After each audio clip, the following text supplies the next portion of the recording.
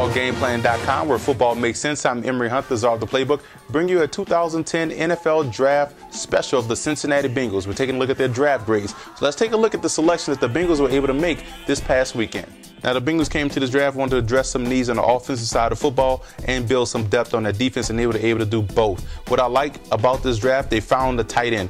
Jermaine Gresham is a tremendous playmaker. He's going to help out Carson Palmer in that passing game a lot. But you got a tight end like this, you can stretch the middle of the field, control the middle, control the safeties, and allow Chad Ochocinco and Antonio Bryant work the outside where they're most effective. Also, they found the perfect slot wide receiver in Jordan Shipley, a guy that's 5'11", 193. Quick feet, reminds me a lot of Lance Moore of the New Orleans Saints, a guy that can get in and out of his breaks quickly and also can help out in their return game. And plus, they bolstered their defense. This is another really good thing I liked about the draft. You get Carlos Dunlap, you get Brandon G out of Wake Forest, a solid corner. It gives the Bengals 3 solid corners now with Jonathan Joseph, Leon Hall, and you add Brandon G to the mix.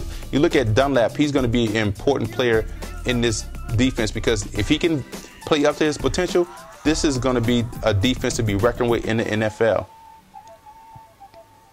Picks for the Bengals, you look at Jermaine Gresham and George Shipley. You know, last year the Bengals struggled offensively, controlling the middle of the field with the passing game. They couldn't get the ball down the field because they didn't have anyone on the squad to take pressure off underneath or have a tight end to go deep and stretch the middle of the field. But getting Shipley and Gresham is going to help out a lot with that offense.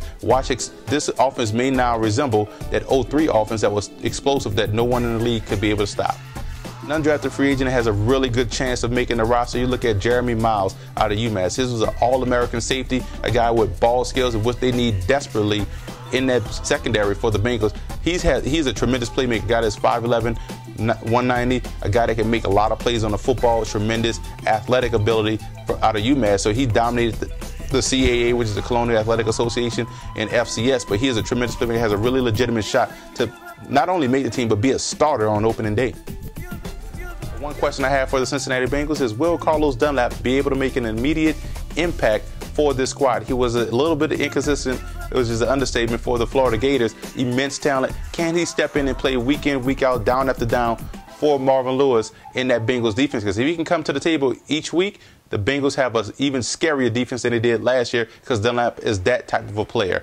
Overall, I give the Bengals an A for their selections. They made a lot of solid picks throughout this draft. Got a lot of key positions addressed at slot wide receiver and at tight end position. So this is a great draft for the Bengals. They get an A+ in my book. For more draft grades, visit footballgameplan.com/draft or visit our YouTube channel at youtube.com/footballgameplan.